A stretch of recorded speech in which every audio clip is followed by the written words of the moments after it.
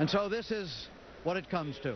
After the long Triple Crown trail, which started for us with the Florida Derby more than 3 months ago, it comes down to this one day and this one race when Sunday Silence can become the 12th Triple Crown winner. He will not be alone, of course. A field of 10, and in it, his old rival now, Easy Goer, taking one more shot at him in the Triple Crown. Easy Goer with a teammate today, awe-inspiring. Remember, he was third in the Derby, didn't run in the Preakness, won the Jersey Derby in very impressive fashion, and he'll take consideration today.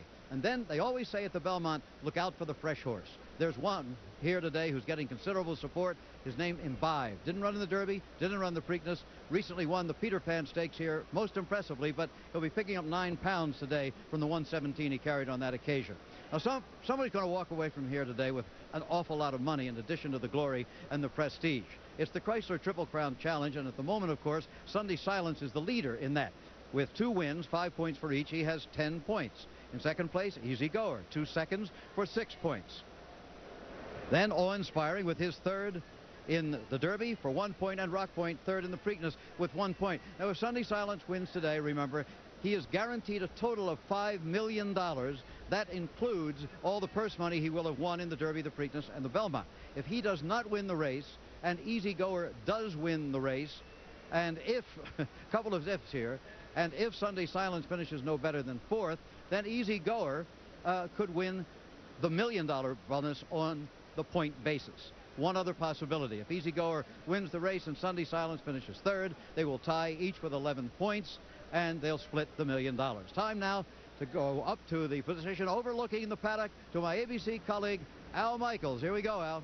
Thank you, Jim. It's a beautiful scene here. There's one other thing to note, I think, Jim. Of the prior 11 Triple Crown winners, no horse has ever not raced in New York prior to the Belmont and won the Triple Crown. So, in effect, Sunday Silence will attempt to do that today. And, in effect, Sunday Silence is, I guess you might say, playing Broadway for $5 million. It's not easy, of course, to win the Triple Crown. Since 1978, no horse has done it. 3 times in that period, a horse has won the Kentucky Derby and the Preakness, but come up short here. Spectacular Bid finished 3rd in the 1979 Belmont. Pleasant Colony was 3rd in the 1981 Belmont. And then 2 years ago, Ali Sheba, after winning at Louisville and Baltimore, finished 4th here when Bet Twice won the race. Now, as far as some of the particulars of this race are concerned, a rich purse, as you might suspect. The total purse for the Belmont Stakes, $689,200, and because of the bonus, certainly a lot more at stake for Sunday Silence. The distance is 1.5 miles. Remember, the Derby is 1.25 miles, and the Preakness is even shorter at 1 3/16 miles. The track condition is fast, and it has been truly fast today. The times have held up well despite a lot of rain last week. The temperature is 79 degrees. It's cooling off a bit, and the wind is out of the southwest between 10 and 20 miles per hour. Now, as far as the odds are concerned, Easy Goer, who was odds-on in Louisville as part of the entry with Awe-Inspiring and odds-on by himself at Pimlico, he, with Awe-Inspiring, the McGahee trained entry, is 3-1 at the moment. Irish Actor is 23-1, and look at Imbibe, if you can believe this. This horse was 12-1 on the morning line. He is 9-5 right now at Belmont. Triple Buck, 22-1. He went off at 65-1 in Kentucky. HAWKSTER, 28-1. He has run in all of the Triple Crown races. Rock Point finished 3rd at the Preakness. He's 17-1. And, Jim, one thing about Sunday Silence, at least the bettors believe in Sunday Silence. Finally, he is 4-5 here at Belmont. Later on, we'll check how he is doing in satellite betting at Hollywood Park in California. Le Voyager comes in from France, though he was bred in Kentucky, 21-1. Firemaker on the outside is 38-1, and of course we'll update continually through our presentation. So we'll look at the odds, and right now let's check in with Charles C. Canty. Well, Al, Sunday Silence has been getting his publicity every day, but yesterday morning he got it in a rather frightening manner. As Charlie Whittingham was leading the colt out to the track for his morning gallop, he was apparently spooked by his camera crew, and he suddenly reared up and struck Charlie in the head with his left hoof. Fortunately, Charlie was all right. He's been a tough customer all along, Charlie, but I think he looked like he meant to get you yesterday. Yeah, but he knows me. He knows the hardest place to hit me is on my head, so that's why he did it, I guess. His hoof was all right, and your head was sore. Yeah, well, he didn't have a bruised foot after, so and my head's not too bad. Charlie, you're an acclaimed master at preparing a horse for a race that is a longer than average distance. Is there a formula to that? Well, I don't know, but I guess I've had some horses could run a long ways, and we'll see how I do today. Charlie, what about the lack of speed? Where will Sunday Silence be? I don't know, but he's got good speed, and whatever we decide to do, if it's very slow, he'll be out there running. He's got good speed, and he can get running real quick. Good luck today, Charlie. Take care of yourself. Oh, I'm fine. Well, we can't get the full story from the horses' mouths, literally, but we can do the next best thing. The story from the jockeys' mouths. Let's go to Dave Johnson. Thanks, Al. I'm with Pat Valenzuela, the rider of Sunday Silence. Pat Day, who guides Easy Goer. Down the backstretch in the Preakness, we saw Pat ease out a little bit. Did it make you move earlier than you wanted to? Well, I wasn't sure just how far Pat's horse was going to drift out, and because Easy Goer was running so easy up underneath of me and was a little bit anxious at that point, I felt like it probably wouldn't hurt me any to let my horse run on a little bit and try to drift Pat's horse back down in a little bit so we wouldn't be quite so wide on the second turn. Now, Pat, we heard some hot words over our wireless microphone on the outrider. Were you upset with this guy? Well, not really. I was just kind of frustrated at the way the race ended up going into the second turn, but I got over it soon after I saw the official sign. Down the stretch in the Preakness, looked like you stopped whipping for a second. Do you think that might have cost you the race, Pat? Well, I don't know what you was looking at when you seen me stop whipping. I continued to persevere right to the wire, and if I might have changed holds at one time and quit whipping for a couple of jumps. But that's what we're looking at, yeah. No, I don't. My horse was giving his all, and we just got outrun by a better horse on that afternoon. Okay, what's the strategy for today? Who's going to go to the lead? You? No, but I hope I'm on the lead at the wire. Well, that's our strategy too, Dave. Right now it's different camps are thinking different thoughts, and we don't just have each other to contend with. There's 8 other horses in the race, and we won't really know until the gates open. Okay, best of luck to you both. Jim? The great jockeys are among the toughest and most uncompromising athletes in sports. They're also among the top sportsmen. The two Pats, Valenzuela and Day, they'll be at each other very shortly again in the Belmont Stakes. It should be something. The post time just 3 minutes away now. The post parade is complete as we get set for the 121st running of the Belmont Stakes, a race that's been won 47% of the time by the favorite. That's an inordinately high figure. In all of horse racing, the favorite wins about a third of the time. The bonus points again. Sunday Silence has 10 points by virtue of his 2 wins in the Derby and Preakness. Easy Goer 6. And they're the only 2 horses eligible for the bonus. Awe-Inspiring has a point, and so does Rock Point, but each of those horses missed 1 race in the Triple Crown. You must start and finish all 3. $5 million, of course, to Sunday Silence if he wins the Triple Crown. With post time approaching now, here are the odds. When we came on the air, Easy Goer and Awe-Inspiring were 3-1. They've dropped now as the entry to 9-5. The odds maker of the track told us that Awe-Inspiring uncoupled would have been listed at 6-1. Irish Actor at 29-1, and Imbibe keeps getting a lot of play, 5-1. Triple Buck, who was 65-1 in Kentucky, is 27-1 here. HAWKSTER, the outsider, 33-1. Rock Point, finishing 3rd in Baltimore, 21-1. When we came on the air, Sunday Silence was 4-5. He's held steady at that price. Le Voyageur is 27-1, and Firemaker getting very little backing.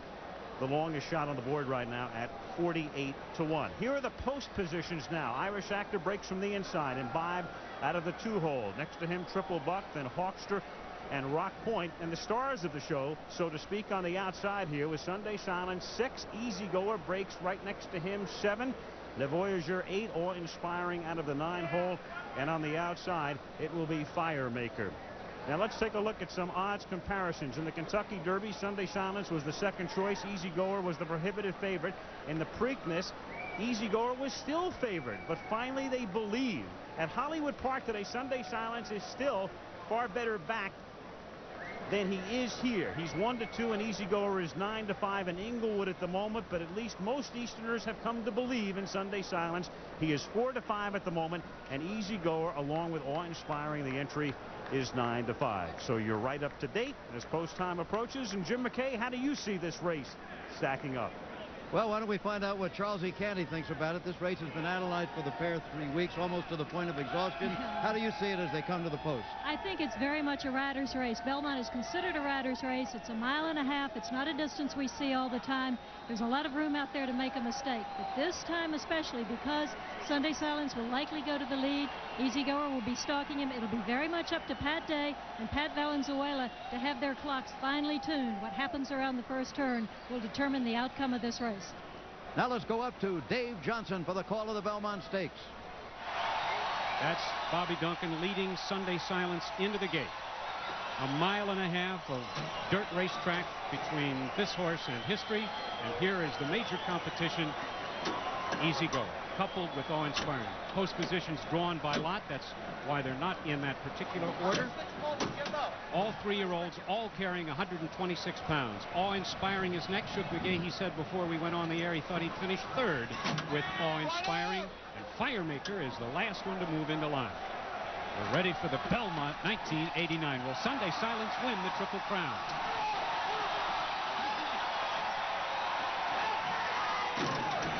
Rock Point is acting up. And they're off. Sunday Silence on the outside grabs the early lead. Then comes Le Voyageur up alongside and between horses. Easy Goer is right there. Firemaker in the middle of the racetrack is fourth. Then comes Rock Point. Triple Buck claims the rail as they round the clubhouse turn. It's Le Voyageur and Randy Romero on the front end, leading the pack by a length and a quarter. Triple Buck along the inside is second by a head. There goes Sunday Silence on the outside. Rock Point between horses fourth. Easy Goer is fifth on the outside, 3 off the rail. 2 lengths farther back, it's Firemaker. Then a gap of 2 and HAWKSTER, followed by Awe-Inspiring, Imbibe, and Irish Actor is 10th and last as they move to the backstretch. On the front end, it's still Le Voyageur running the first race of his life in the United States, the first time on dirt. In front by a length and a quarter. Sunday Silence reserved in second position. Triple Buck is gaining a bit on the inside. Easy Goer on the outside. Between horses, Rock Point. Now moving down the backstretch. The first quarter in 23 and 1, the half in 47 seconds. That's 3 seconds faster than the affirmed Alydar Belmont. Down the backstretch, Le Voyageur in front by 3.5 lengths. With Sunday Silence second, then Easy Goer on the outside third. Rock Point is fourth by a head. Triple Buck along the inside fifth. Firemaker is sixth by 2. HAWKSTER is seventh. Awe-Inspiring is eighth.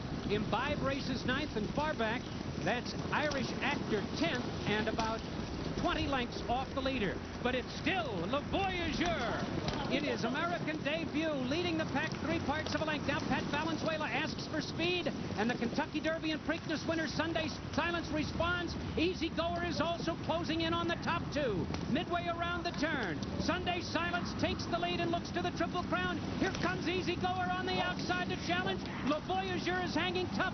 Those 3 across the track, and the others are far back. A quarter of a mile to go in the Belmont. Easy Goer on the outside takes command. Sunday Silence moves to the outside for the drive. The Voyageur is now in third, and down the stretch they come.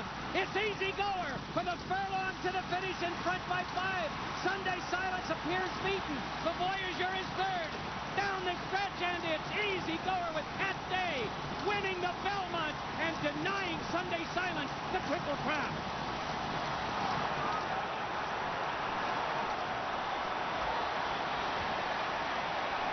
Charlie Whittingham.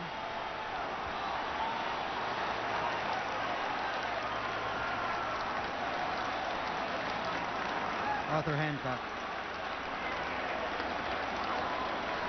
Denny Phipps. And there's Ogden Phipps with his back to it. The beaten favorite, Sunday Silence. No Triple Crown winner. It'll be at least 12 years. And they're the winner. And the congratulations from one Pat to another. Unofficial results, Easy Goer, the winner, Sunday Silence second, Le Voyageur from across the ocean. The mystery horse came in and finished third after setting the pace most of the way around. 2:26 flat, is that? If so, that's the second fastest Belmont of all time. Well,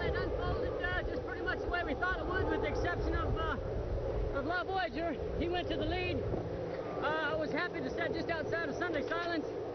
Going to 3/8 pole, we went ahead and I went ahead and asked my horse to go to him. He seemed to not be running much at that point. When I turned my stick up, he went to him in a hurry. And I felt like at that point, unless there was somebody running awfully fast behind us, we was as good as at home. Looked like you might be going too fast for a while in 23 and change and 47, but it was all right for you. Well, I was afraid about letting Sunday Silence just get away from me. He's a genuine double tough horse, and you know he's beat us in the first 2 legs. I just praise God for the opportunity. I thank Shug and Mr. Phipps for allowing me to stay on this horse, and he's a super horse himself. It's just a thrill to be here. Okay, we'll see you in the winner's circle very shortly, Pat. It's still unofficial, remember that, unofficial. There's no steward's inquiry that we see. There is no objection as yet. However, it is unofficial. There is Pat Valenzuela, and there the winner, Pat Day. Unofficial. Now there is Dr. Manuel Gilman, one of the chief steward here at NYRA. Still unofficial. Let's see if he has given the word. That's the new tote board here, different than what we're ready to seeing. Official, there is the word. And the prices will be coming right up. Easy Goer, $5.20, $2.80, and $2.40. Sunday Silence, $3 and $2.60. Le Voyageur, $4.60 in his American debut, and only his second race on the dirt. Here is Le Voyageur carrying the famous Calumet colors, and here's where the real racing began, as Valenzuela took Sunday Silence to the lead, and Day responds to the challenge and puts in a tremendous burst of speed on the outside. Day has not hit the horse with the whippet yet. Stretch drive here, Sunday Silence in front. Oh no, they're moving on to they're midway around the turn there, and Sunday Silence between horses. Day on the outside with Easy Goer, and Randy Romero at the rail with the eventual third-place finisher, Le Voyageur. And it took the second fastest time in the history of the Belmont Stakes to deny Sunday Silence a Triple Crown against Secretariat with the record back in 1973. An incredible 2:24. We say incredible because the second fastest time run today at 2:26 is a full 2 seconds slower. You know, it's hard to use the word comeback for Easy Goer because finishing as he did and so beautifully this year in the Triple Crown races, but not the winner. But what a magnificent animal, and a tremendous response from the crowd as he came back to the winner's circle. And again, neither of these horses has ever finished worse than second in their entire 2- and 3-year-old seasons. And so it was Easy Goer who was part of the entry. And again, when we came on the air, and you'll see Pat Day, and Pat Day was under some heat. There was no question about that. And you heard him tell Jim McKay as he was coming back toward the winner's circle that he thanked Mr. Phipps for keeping me on the horse. And there may have been a little bit of a message there. And let's take a look at the Phipps reaction. Senior and son. The final order of finish now. Easy Goer, and then Sunday Silence, again running 1-2. Le Voyageur for the show doe awe-inspiring part of the entry, fourth, followed by HAWKSTER, Rock Point, Imbibe. Got a lot of betting action today, but not much of a thrill for those who wagered a couple of bucks on him. He finishes 7th. Irish Actor was never in the hunt. Triple Buck and Firemaker rounding out the field. I can't imagine where. Easy Goer has won the Belmont Stakes, and we're on the victory stand now with Tom Bancroft, the chairman of the New York Racing Association, with Ogden Phipps and Shug McGahee, Pat Day, and Mary Jane McGahee, and the new arrival, John Reeve McGahee. What is he, 8 days old? Yes, sir. 8 days. It's time for the big presentation. All right. Ogden, for all you have put into racing over these many, many years, it gives me a great deal of pleasure to present you with your first Belmont trophy for winning the 121st Belmont Stakes. Congratulations. Thank you, Tom. Here it is. Here it is. There you go.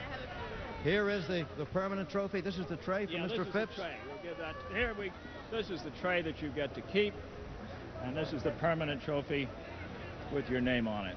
And we've got some nice silver trays down here for the trainer, for the jockey, and even something for the exercise rider and the groom. So now we have Shug and Mary Jane and John Reeve, 8 days old, and Pat Day. First, one word with you, Mr. Phipps. I would echo Tom Bancroft's words. After all you have given to racing, and after 51 years of trying to win this race, you have earned it, and I hope you enjoy every second of it. I certainly do enjoy it. It's been wonderful. Thank you, sir. Pat and Shug, how about taking a look at the race as it was run? And if John Reed would like to say anything, he's welcome to do that. All right, ready to go. Well, everything developed pretty much like we thought it would. When the gates opened, my horse broke good and clean. Sunday Silence come away from there faster than we did, which we expected. We was a little bit surprised right here when the Le Voyager went to the lead, but that was fine. He went on the lead, cleared us, dropped to the fence. Sunday Silence came out from behind him, and I was just tracking him at this point, and that's primarily what we've done until just right around the 3/8 pole when I went ahead and asked Easy Goer to go on with it, and he responded beautifully, put him away coming in the stretch, and went on about his business and just run a marvelous race. My compliments to Shug and to his crew. They've done a fine job of keeping this horse together throughout the Triple Crown races and all of the races this year, and it's just a pleasure and a blessing to be able to ride a horse like this so well prepared. You sure were shadowing him all the way around.